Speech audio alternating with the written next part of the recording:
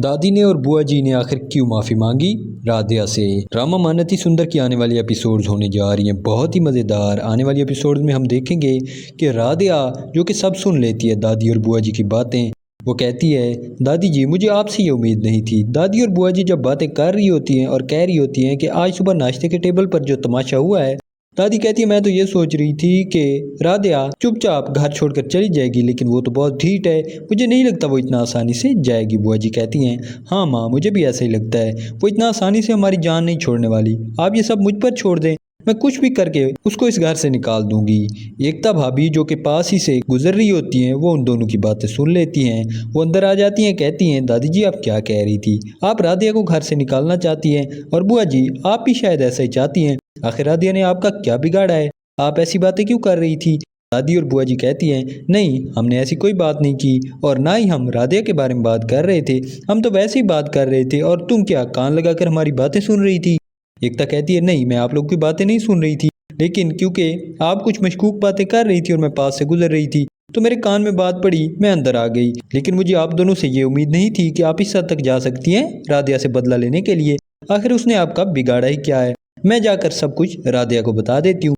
ये कहकर एकता वहाँ से चली जाती है। दादी और बुआ जी उसे बुलाती रहती हैं लेकिन एकता उनकी एक नहीं सुनती। वो राधिया को बुलाती है और कहती है राधिया क्या तुम जानती हो वो सब हमारे साथ किसने किया है और फाइल में वो मेरी डिग्रीज किसने रखी थी। राधिया कहती है नहीं इस बात का तो मुझे नहीं मालूम कि आखिर ये सब कुछ किसने किया है, मैं खुद जानना चाहती हूँ कि आखिर कौन ये सब कुछ कर सकता है। प्रथम भी आ जाता है, इतने में वो कहता है एकता भाभी आप क्या जानती है सबके बारे में किसने किया है।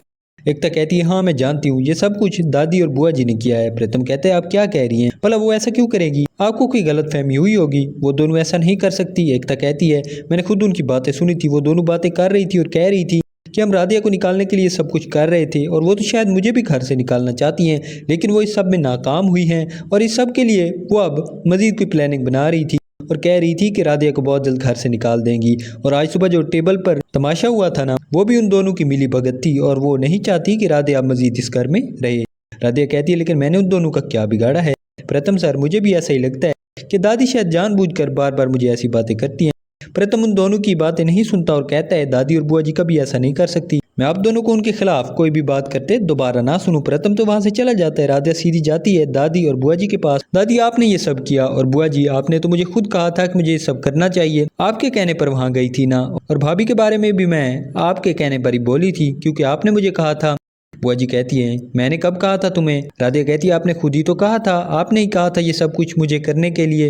दादी कहती है तो हाँ कह दिया होगा, लेकिन इसका मतलब ये नहीं कि तुम मुंह उठाकर चली जाओ। राधिया कहती है कि ये सब मैं घर वालों को जाकर बताऊंगी कि ये आपने मुझे कहा है। दादी कहती है तुम हमारी जान छोड़ दो, प्लीज तुम ये बात घर में किसी को नहीं बताओगी, अगर तुमने ऐसा किया तो मैं तुम्हें घर से निकाल दूंगी। दादी गुस्से में हाथ जोड़ लेती है और कहती है अगर तुमने आइंदा ऐसी कोई हरकत की तो मुझसे बुरा कोई नहीं होगा और मैं तुम्हें इस घर से निकालने में 1 मिनट नहीं लगाऊंगी।